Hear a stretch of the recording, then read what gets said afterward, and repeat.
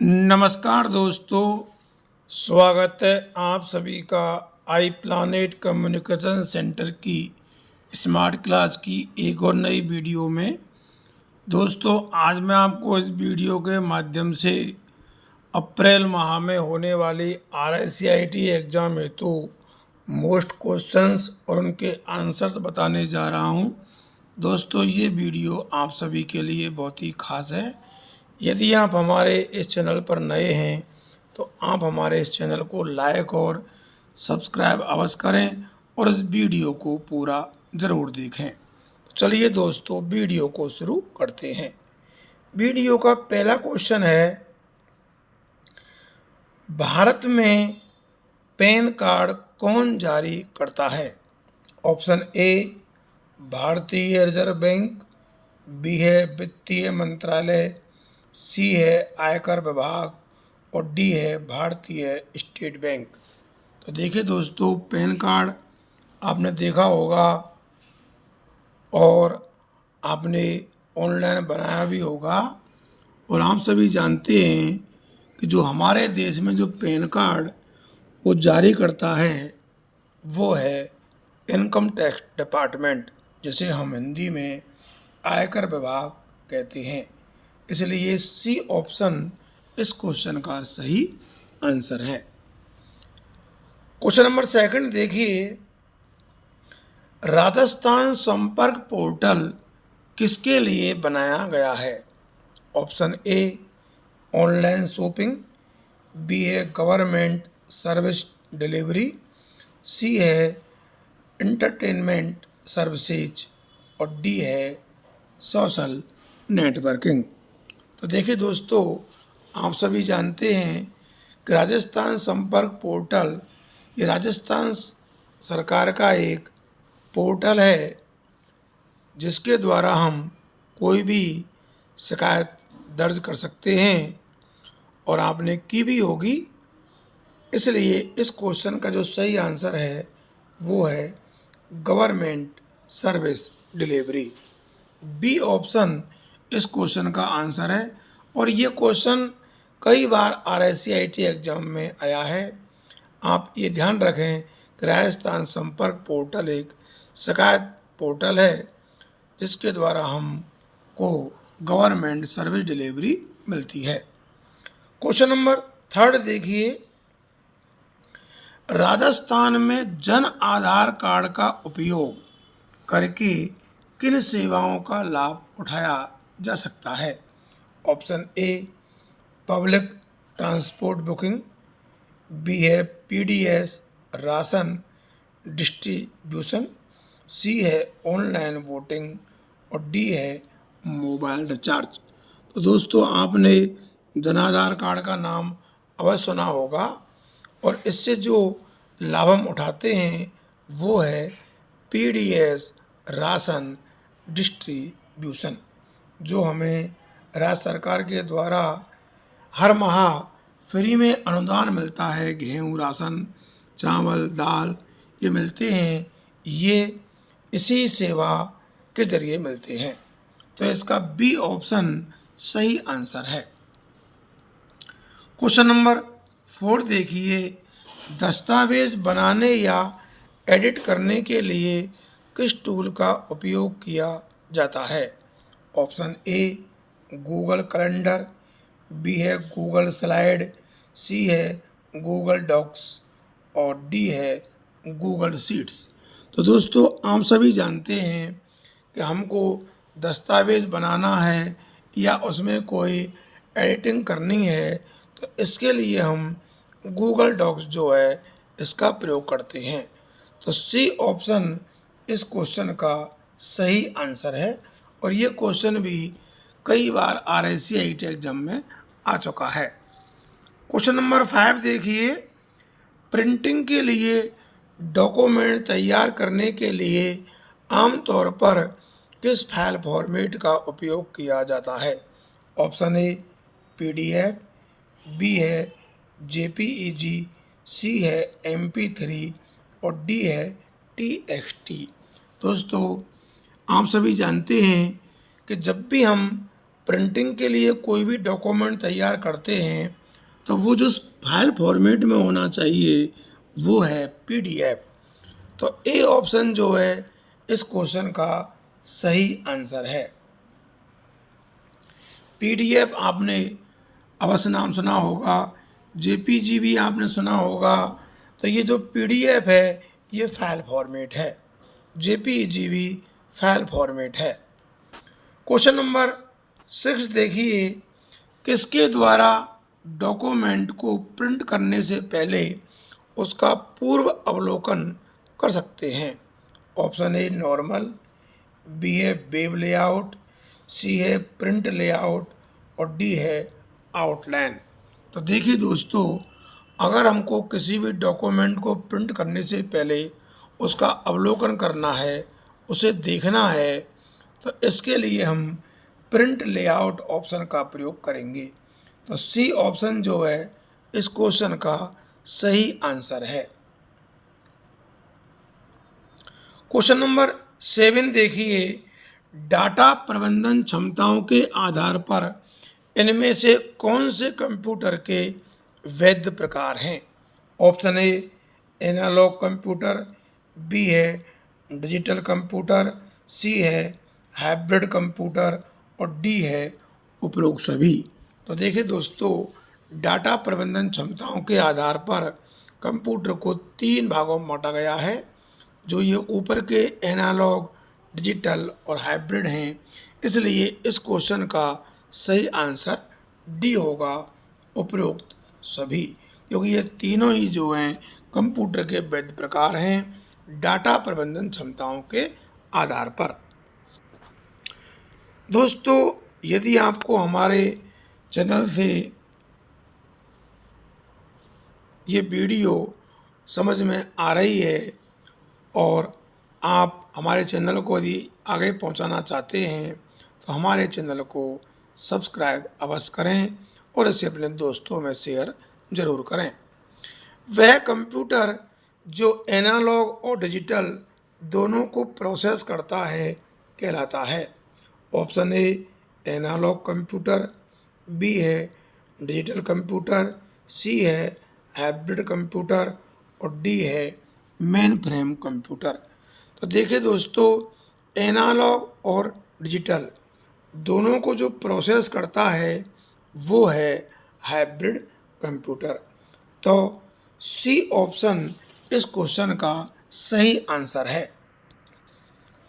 Question number 9 देखिए, computer के ALU अर्थात अर्थमेटिक लॉजिक यूनिट द्वारा आने वाले कमांड पर प्रतिक्रिया करता है।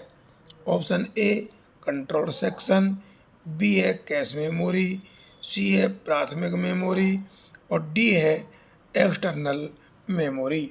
तो दोस्तों, इस क्वेश्चन का जो सही आंसर होगा वो होगा ए कंट्रोल सेक्शन। ए ऑप्शन इस क्वेश्चन का सही आंसर है। क्वेश्चन नंबर 10 देखिए, लाइट पेन क्या है?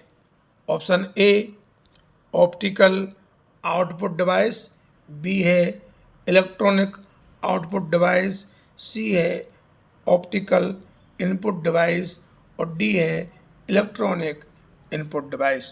तो दोस्तों, आप सभी जानते हैं कि जो लाइट पेन है वो एक इनपुट डिवाइस है और वो भी ऑप्टिकल इनपुट डिवाइस, इसलिए सी ऑप्शन इस क्वेश्चन का सही आंसर है। ये भी RICIT एग्जाम में कई बार क्वेश्चन ये आ चुका है। क्वेश्चन नंबर 11 देखिए, कंप्यूटर में किसी फाइल या फोल्डर को स्थायी रूप से हटाने के लिए हम इसका उपयोग करते हैं। Option A enter plus delete, B है कंट्रोल प्लस डिलीट, सी है शिफ्ट प्लस डिलीट और डी है आल्ट प्लस डिलीट। यहाँ दोस्तों समझने की बात ये है कि जब हम कंप्यूटर से किसी भी फाइल या फोल्डर को नॉर्मल रूप से हटाते हैं तो वो फाइल जो है रिसाइकिल बिन में जाके जमा हो जाती है। लेकिन यदि हम किसी भी फाइल को या फोल्डर को परमानेंट रूप से हटाना चाहें, यानी कि स्थायी रूप से, तो फिर हमें जिस शॉर्टकट कुंजी का प्रयोग करना होगा वो है शिफ्ट प्लस डिलीट। और ये बहुत ही अच्छा क्वेश्चन है, ये भी RSCIT एग्जाम में कई बार आ चुका है, क्योंकि किसी भी फाइल या फोल्डर को स्थायी रूप से हटाने के लिए हम शिफ्ट प्लस डिलीट शॉर्ट की का प्रयोग करते हैं। क्वेश्चन नंबर 12 देखिए, हाल ही में डिलीट की गई फाइलें संग्रहित की जाती हैं। ऑप्शन ए रिसाइकिल बिन, सी है C:\\,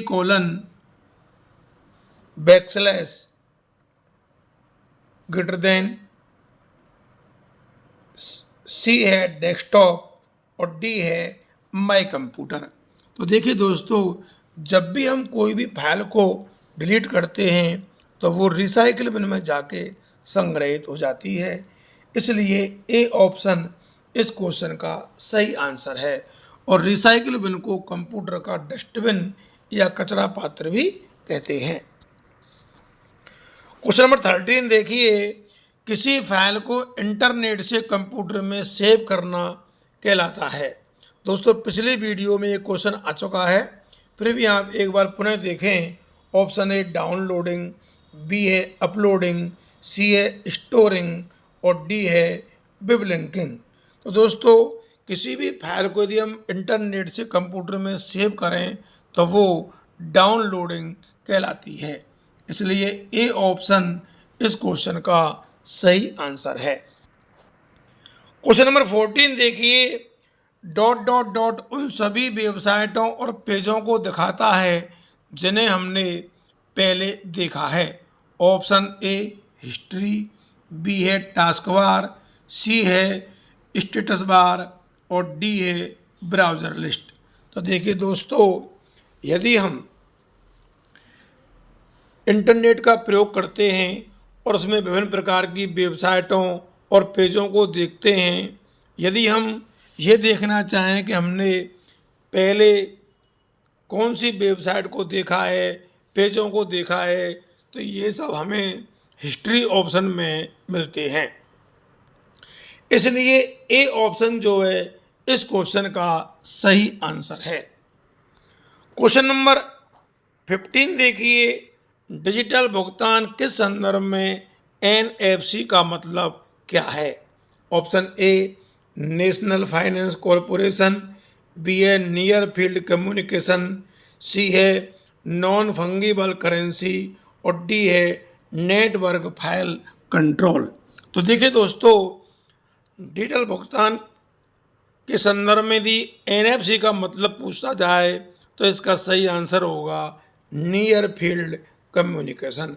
बी ऑप्शन इस क्वेश्चन का सही आंसर है। क्वेश्चन नंबर 16 देखिए, ऑनलाइन भुगतान में डिजिटल वॉलेट का प्रमुख उद्देश्य क्या है। ऑप्शन ए भौतिक नकद संग्रहण, बी है ईमेल भेजना, सी है डिजिटल भुगतान जानकारी को संग्रहित और प्रबंधन करना और डी है स्टॉक मार्केट में ट्रेड को ट्रैक करना। तो यहाँ दोस्तों ऑनलाइन भुगतान के संदर्भ में जो डिजिटल वॉलेट है उसका मुख्य उद्देश्य यही है कि डिजिटल भुगतान जानकारी को संग्रहित और प्रबंधन। सी ऑप्शन इस क्वेश्चन का सही आंसर है। क्वेश्चन नंबर 17 देखिए, एक्सेल 2019 के सेल में टेक्स्ट को रैप करने का विकल्प किस मेनू में मिलता है।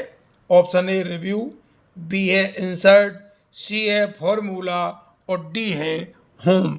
तो दोस्तों आप सभी जानते हैं कि टेक्स्ट को रैप करने का जो विकल्प है वो होम मेनू में मिलता है, क्योंकि होम में ही टेक्स्ट को रैप करना और मर्ज एंड सेंटर का ऑप्शन भी मिलता है, इसलिए डी ऑप्शन इस क्वेश्चन का सही आंसर है। सोशल नेटवर्किंग साइट्स का प्राथमिक उद्देश्य क्या होगा। Option A online shopping, B है दूसरों के साथ जुड़ना और बातचीत करना, सी है गेमिंग और डी है न्यूज़ ब्रॉडकास्टिंग। तो दोस्तों आप सभी जानते हैं कि जितनी भी सोशल नेटवर्किंग साइट है उनका मुख्य उद्देश्य एक ही है कि दूसरों के साथ जुड़ना और बातचीत करना। जैसे फेसबुक है, इंस्टाग्राम है, ट्विटर है, ये सभी सोशल नेटवर्किंग साइट हैं। अगला देखिए 19वां क्वेश्चन, एक हैंड हेल्ड डिवाइस के रूप में फिटनेस ट्रैकर का प्राथमिक कार्य क्या है? ऑप्शन ए गेमिंग, बी है नेविगेशन, सी है हेल्थ एंड एक्टिविटी मॉनिटरिंग और डी है डॉक्यूमेंट एडिटिंग। तो देखिए दोस्तों, हैंड हेल्ड डिवाइस के रूप में जो फिटनेस ट्रैकर होता है उसका जो प्रमुख कार्य है वो है हेल्थ एंड एक्टिविटी मॉनिटरिंग। तो सी ऑप्शन इस क्वेश्चन का सही आंसर है। क्वेश्चन नंबर 20 देखिए, निम्न में से कौन हैंड हेल्ड डिवाइस का उदाहरण है?